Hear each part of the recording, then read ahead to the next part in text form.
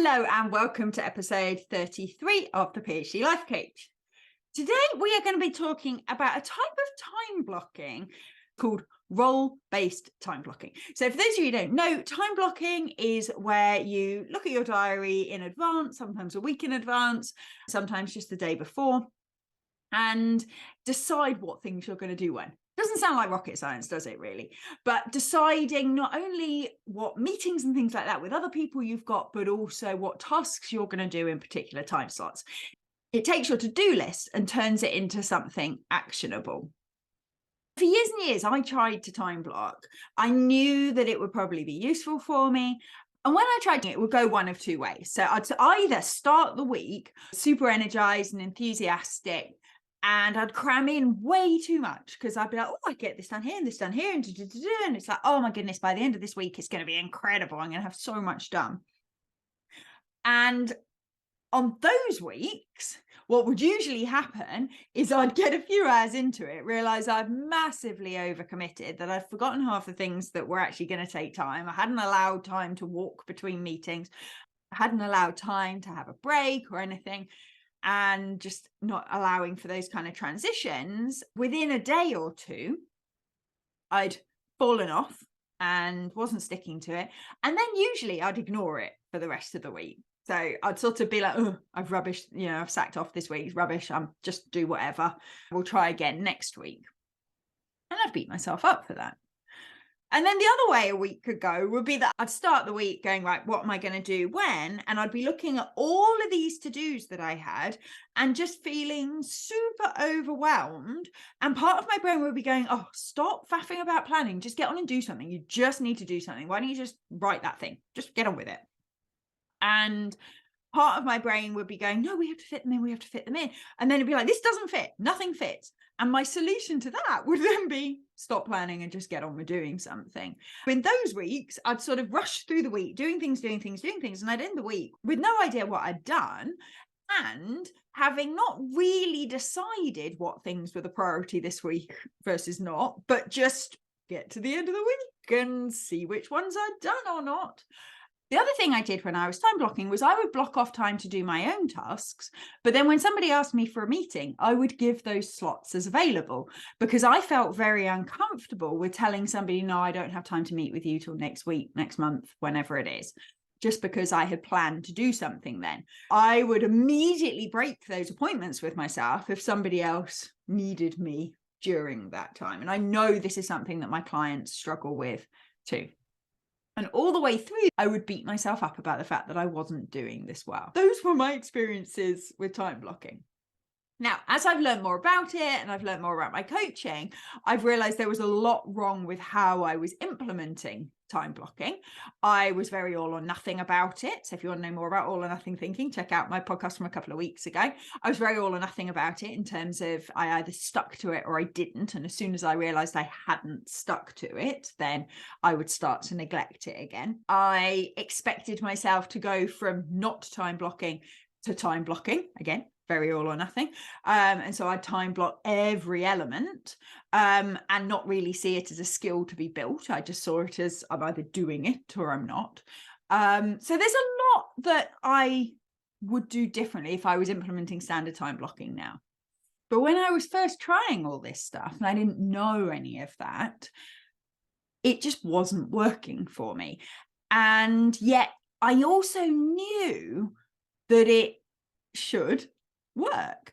And we try and avoid should words usually, but I knew in principle this could be really effective for me. I knew that I struggled with long empty days. So I always used to find the summers the hardest. Everyone kind of was like, oh my gosh, it'll be so lovely once we get to summer and things calm down a bit. I'd go nuts in summer because I didn't have that structure. I had long days. I was indecisive about what to do in them. And I found it really difficult to prioritize. And I knew time blocking would help with that.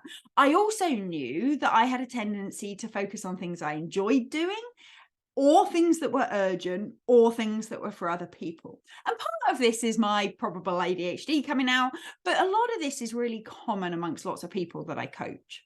I've found it much harder, and lots of people find it much harder to prioritize the things that are for our long-term good, or to improve the processes of how we do things. And all these things that are sort of deferred gratification type tasks, they were really hard to prioritize. And so I knew time blocking probably could in some way help me with these things.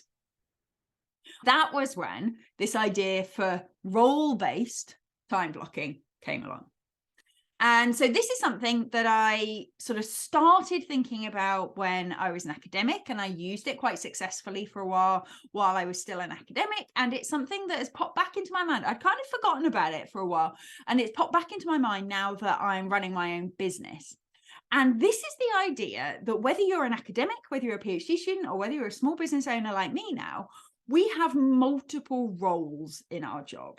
It sounds like your job description is academic, but actually, you're a module organizer or whatever you call them at your institution. You're a principal investigator. You'll have some sort of admin roles within the school. You'll be a reviewer or an editor for journals. You'll have a whole bunch of different roles, different types of roles that are all part of this wonderful world of being an academic. As a PhD student, you may find that you have fewer of them, but you might find that you are a data collector or a data analyzer. You might find that you're a writer. You might find that you're doing some teaching, some research assistant roles that are slightly separate. You may have a paying job that's a different role entirely. So you can still divide up your professional life into a variety of different roles. And the reason that's important is that these roles are really quite different from each other. The headspace and the person that you need to be when you're reading current literature in your research area is very different than the person you need to be when you're filling in the quality assurance form at the end of your module for the year. It's very different from the person you need to be when you're marking dissertations. It's very different than the person you need to be when you're planning a public engagement event. These are all very different tasks. And when they're all on one massive to-do list, it's really hard to prioritize, and it's really hard to time block. Now, some of you will have already thought about that kind of golden hour principle where you pick the time of day when you're at your best and slot in the things that need the most cognitive load. That's the beginnings of role-based time blocking. But what we're going to do is take it one step further. We're going to really identify what all of our different roles are so that we don't divide our lives into like the golden important things that we do in our golden hour and the rest. We've got more than just a role that's important and a role that's everything else. There's different chunks to what we do, and we may prioritize more than one of them. We may value more than one of them. So what we do in role-based time blocking is we identify those different roles. We identify what the job descriptions of each of those different roles are, and then what their current priorities are. So you almost start to see yourself as a series of people who have these different jobs and have these different elements to do. And what you can then do is divide out your to-do list to each of those different roles. What this then enables you to do when you're time blocking is you get to decide how much of your week you want to spend in each of these different roles, or how much of your week you need to spend in each of your roles, depending on what the time of the academic year is for you at the moment, because it changes, right, with the seasons, depending on what time of semester we're in, holidays and so on. You might be able to change up your proportions in different roles. But you can look at, over the next couple of months, I need to be spending about this percentage of my time being a module organizer, this percentage of my time being a principal investigator, and so on and so forth. You can even use this to analyze your meetings. So most of us, when we look at our calendars, even if we're not doing time blocking, we have meetings and other commitments in our diaries. So one thing you can do is go through your calendar and classify them. If you use something like Outlook, which I use, you can change the colors. You can do that in Google Calendar and things as well. Whatever system you use, I'm pretty confident you can change the colors of your different meetings so that you can see which meetings are which roles. That can give you a bit of an overview of what's going on in your week already. Then you can start to plan in when you are going to be your other roles. And having classified the meetings, one of the things that really, really helps is to go, okay, I have 2 meetings on Monday, which are both to do with module review, for example, this time of year maybe, and I've got some marking to do. So actually, I'm going to slot in some module organizer time into my Monday, because then I'm in that headspace for the day. I've got module organizer meetings. I'll do my marking in amongst that, and I'll be in that kind of module organizer headspace all day. Tuesday, maybe you've already got PhD student meetings, so maybe you would want to slot in some PhD supervisor time, or you slot in your researcher time. So perhaps because you're meeting your PhD students that day and you're going to be talking about research anyway, maybe that's where you'll plot in some time where you'll be doing things like your ethics applications, or you're reading or doing writing on a manuscript or on a grant proposal, for example. So you get to plot in when you do which role. And the key here is you haven't got to decide exactly what tasks you're going to do within that slot. And you haven't got to decide, therefore, how long those tasks will take you. You can decide that as you go along. Beginning of the session, I am going to be module organizer. I look at my module organizer to-do list. I decide which things are the things that are most priority at the moment. I crack on and do them. We'll talk next week a little bit more about transitioning between tasks and how you can decide how long something's going to take rather than just waiting to see how long it takes. But you can just work through the to-do list for that role. It takes away so much of the decision making of exactly which task am I going to do on Thursday. Well, I don't know. Other things might have come up by then, mightn't they? It takes away so much of that. It takes away from, but what if it doesn't take me that long? What if I then have something else I need to do? All of those things. You can say, I'm going to do as much module organizer stuff in that 2 hours as I can. Key things with this: don't try to have too many different roles. The first time I did this was towards the beginning of the pandemic. I was head of education for my school and deputy head of school. And I think I worked out I had 38 roles at that stage. And that wasn't including personal roles. It was a little bit ridiculous. One of those roles was head of education. Yeah, got a bit out of control. And that was stupid. I couldn't do anything with that. And so what I ended up doing was kind of consolidating roles together. I was a module organizer, and that covered multiple different modules. I was an article reviewer, and that covered multiple different journals.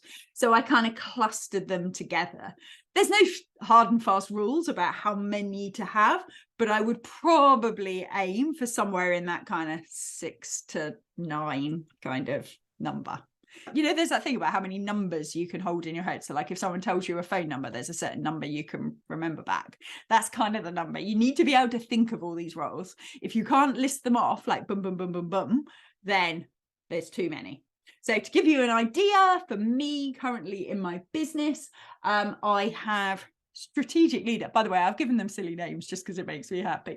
So I have strategic leader, I have content creator, I have operations whiz, financial guru, told you I came up with stupid names, marketer, coach, and personal assistant to the CEO. And that's because during the day, sometimes I need to get personal jobs done during the day. And so I decided to give myself a role of personal assistant to the CEO. And I do things like dry cleaning and return things I bought from Amazon in those slots too. So those are so what's that, 7? I think those are my titles at the moment.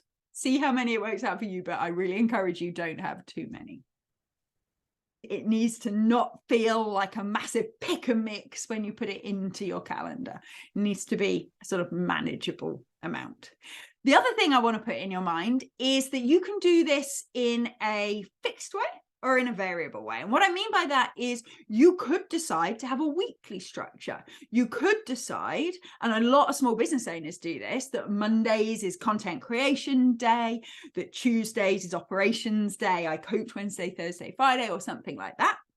That can sometimes be difficult in the university world because we don't get to decide what days we teach and what days we have meetings and those sorts of things. But you might decide that there are certain times a day that are always particular roles. Or you might decide that actually at the beginning of each week or the beginning of each month, you decide what role-based time structure works for you.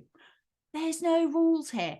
I've literally made it up. You can make it up for you too.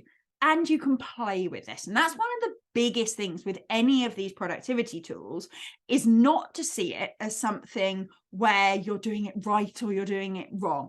So I teach a process called Monday Hour One, which was taught through one of the places where I trained as a coach. And it's great, but people get really het up about whether they're doing it right or not. This one's not a thing. Monday Hour One's not really a thing. Somebody just made that up too. But it's just a thing. I don't care how you do it. It's up to you. Play with it. See what works. But what I'm going to take you through is a bunch of benefits that I see from role-based time blocking over standard time blocking that just might be worth pondering and seeing if you want to give it a try. So I find role-based time blocking massively less overwhelming to schedule. You're not trying to go, oh, there's this task, that task, where shall I put that task? Am I going to have time to do that task? Oh, I don't know. Looking at your huge to-do list. You just go, I've got like 7 roles. When am I going to do them this week? It's quite straightforward. Anyone can plot that in. So it really reduces that cognitive load. And especially if you're doing that, I try and do this on a Monday morning. You know, you've just come back after the weekend, you're still trying to get your brain in gear, working on things, rather than having to be like, right, exactly what am I going to be doing at 3 o'clock on Friday? We can just go 3 o'clock Friday, operations. That just feels like a good time to be tidying things up, closing things down, making sure my policies are all straight, all of those sorts of things. So it just really simplifies that scheduling process. It also means you can keep separate to-do lists. So if you could look to my side over here, I have a whiteboard. It's divided into 8 at the moment. And I have my 7 roles plus one corner is like personal jobs, like ongoing big like house projects and that sort of thing. Patio building at the moment. And I have my role descriptions for each of my little roles. So what things that person is responsible for. And then I have a to-do list. I have them on those little cards, you know, the little index cards. And so for each one, I have it labeled up like for the month and I put my tasks on there. So as a content creator, making this is one of the things that is currently on my to-do list. So I can already tick off plan podcast 33. I am currently ticking off record podcast 33, and that's on that card. But when I look at my content creator one, I can't see that I need to invoice that university that I ran a course for or follow up with so-and-so to see if they want to coach with me after all or not. I don't have to see all those to-do lists. I only have to see the things that are content creator relevant. So it keeps me focused when I'm in that mode. I'm not looking at a to-do list, seeing a million different things. They're only the things that are in keeping with this current job. I can also, at a glance at my calendar, see what proportion of my time I'm spending on different things. So one of the things that brought me back to this process was realizing that since I've been started doing this back in September last year, that I've spent a lot of time coaching. I have quite a few individual clients now. I'm doing more and more university workshops. It's wonderful. I love it. It's super exciting. And I was spending lots of time in coach mode. But behind the scenes, some of my systems stuff is getting a little less organized than I would have liked. And it was this realization, Vicky, if you're going to run a business, you need to spend more time in strategic leader role. You need to spend more time in operations role. These are things that you're going to have to prioritize, even if they're not necessarily the bits you love. I love being strategic leader. And when I'm doing it and making all these decisions, I get really excited, but I still don't always prioritize it unless it's scheduled in. And so that was when I realized, okay, I need to actually schedule in time in these different roles. And so it can really help. Now it's color coded, obviously. I can just look at my calendar and be like, okay, well, this week's quite a busy week because I've got quite a few university workshops. So I'm in coach mode quite a lot. But there's a clear block there. So we're going to make that purple for content creation to make sure that I definitely get all that stuff done. My marketing stuff is sort of sprinkled through so that I can make sure that I'm kind of mindfully spending time on social media, engaging with you all and those sorts of things. So I get to sort of see exactly how much time I'm spending in the different places. And from there, I can make decisions about what I want to do in the future. Because with all of this, we're trying to be compassionate. We're not trying to come up with the perfect system that's going to work forever. We're trying to come up with a system that we think will work this week, try and implement it this week, see what happens. And if it doesn't work, try it slightly differently next week. see what proportion of it works, which elements of it work. Because again, it's not it does work or it doesn't work. These things come with gradations. So being able to see what % of time I'm spending at the moment and whether that aligns with my priorities or not, super useful. It also doesn't rely so heavily on predicting how long something takes to do. Now, I spend a lot of time coaching people that they can decide how long to spend on something. A form to fill in doesn't take a set amount of time. It takes the amount of time that you choose to give it. Obviously, there's some boundaries around that, but you could fill it in 15 minutes. You could spend 3 hours on it, depending on the level of detail you go into, whether you correct all the fonts, all of those things. You do get to pick how long things take. But I'm also aware that people still get really het up about this. They still get really like, oh, but I don't know how long it's going to take me to make this presentation. Hey, you need to plan in some time as presenter in your presenter role, conference preparation role, for example. And you can work through, and then you can prioritize within the time you've allocated to conference preparation. How much of it do you want to spend on preparing the presentation? How much of it do you want to spend on figuring out who else is going and maybe reaching out to set up some meetings, for example? Within the time you can give for preparing for your conference, how do you want to split that out? And suddenly that's a lot easier job than how much of my time this week will it take me to do this. So it makes that time prediction, A, less important, and B, just much easier to do.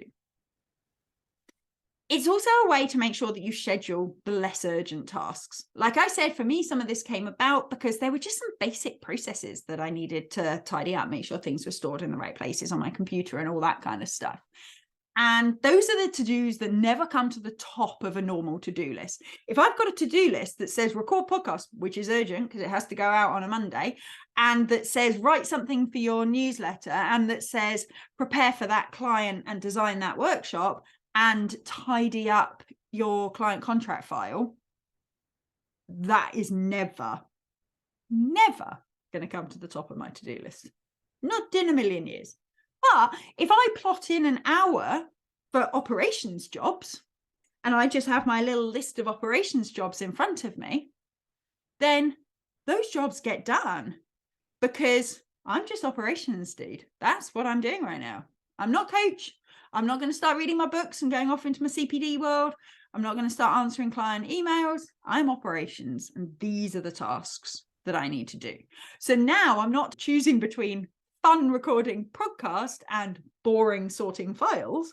I'm choosing between boring sorting files and boring something else. So I might as well just get them done and stay within those roles so much easier. It also enables you to keep your mind in the same vibe. So one of the things that I know people struggle with, transitions, like I said before, I'm going to talk about this next week. But one way you can manage that is by reducing your transitions. So if you know that you're going to plot amount of time to do operations stuff, you can get into operations mode. Like I say, you could slot it between meetings. Perhaps you've got a bunch of faffy committee type meetings. Let's slot operations mode in between those so you can bang out some of the to-dos from those meetings immediately. You can keep going in that sort of I'm all organized and administrative kind of mode without going, oh, and I'm going to plan for my presentation in that gap, where suddenly you've got to get yourself out of quality assurance mode into I'm doing a research presentation mode, and then back into school committee mode or whatever. Okay, so you can plan to keep yourself in particular vibes. It also helps with this idea of people wanting meetings with you. So if you're allocating time and maybe being available to students is something that's really important to you. We often have structured office hours for our undergraduate students to come and visit us.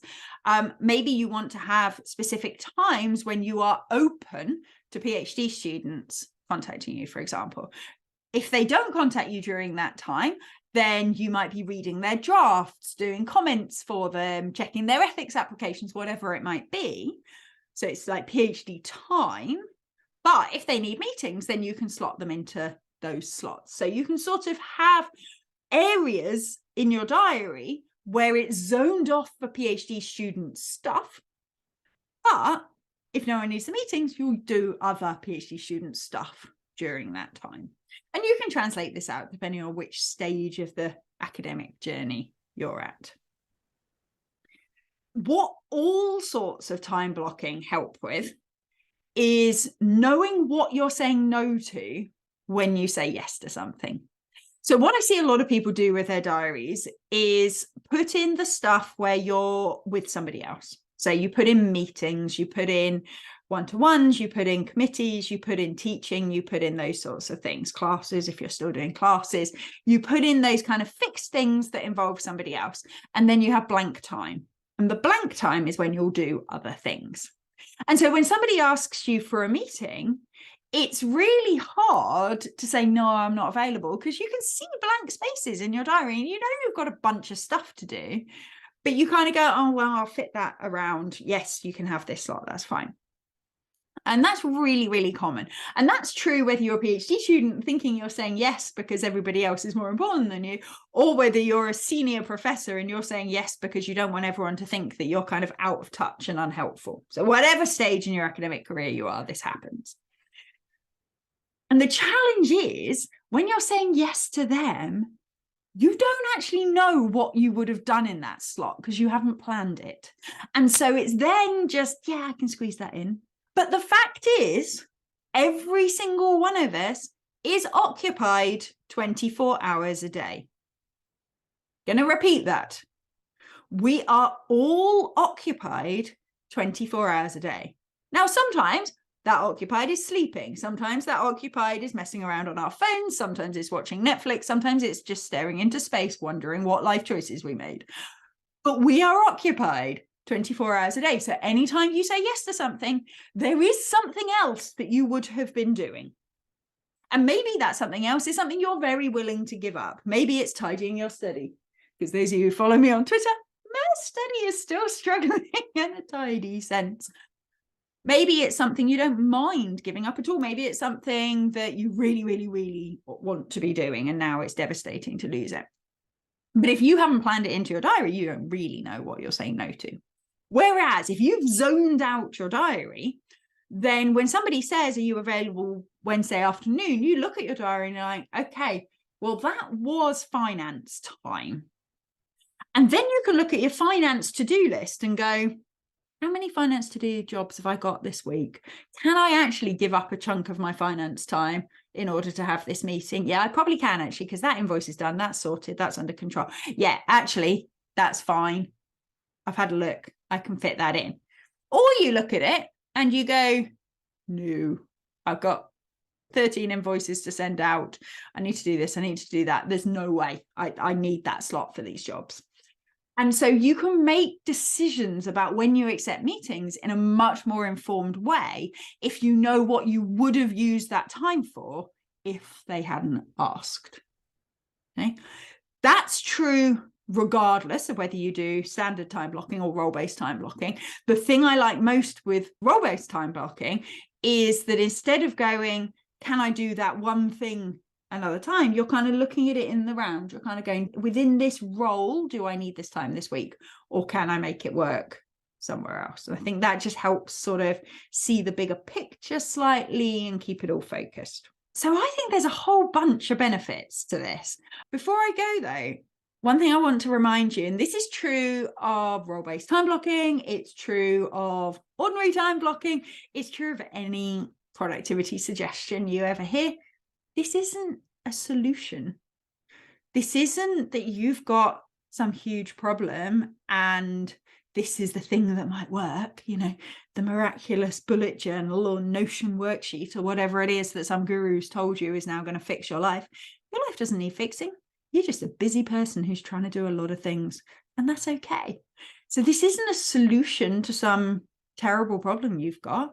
This is a tool that might help make some of the things you're trying to do a bit easier.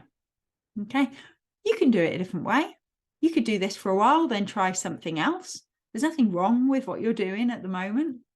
But this is an approach that I'm finding helpful and that you might want to experiment with how you could fit it in to your life and make it work for you. If you do decide to do this though, please make some promises with me here today that you will do it with compassion. This is not something that you're just going to slot in and do perfectly forever. I'm not even sure what perfectly looks like. I'm certainly not doing it perfectly. You will look at this with compassion. You will see it as a skill that you can build, something you'll tinker with, you'll play with, experiment with over time, and see what feels good and see what makes your life easier. If it doesn't make your life easier, sack it off. Try something different. And my final tip, don't spend it. As usual with these things, don't spend too much time messing about with it. I've spent a little bit of time working out my color coordinated calendar, but try not to get too caught up in the process. This is a means to get the important things that you want to do done. The aim of this is not to have a perfect role-based time blocking system. The aim here is for you to do the things that are important to you and to enjoy your life. So keep that aim top. My other promise to you is that I am going to restrain the desire to have different costumes for my different roles, because my creative brain went to, I should wear a suit when I'm in strategy mode, and I should have different outfits that I wear for different ones. I am not doing that, because that is not the purpose of this new system. So that is my commitment to you. I am not going to get carried away with new costumes, or even, as my partner suggested, different hats. I mean, I might get carried away with different hats. If you make different hats, please do let me know. And let me know how you get on with role-based time blocking. I would love to hear how it goes for you. I hope that has been useful, and I will see you next week.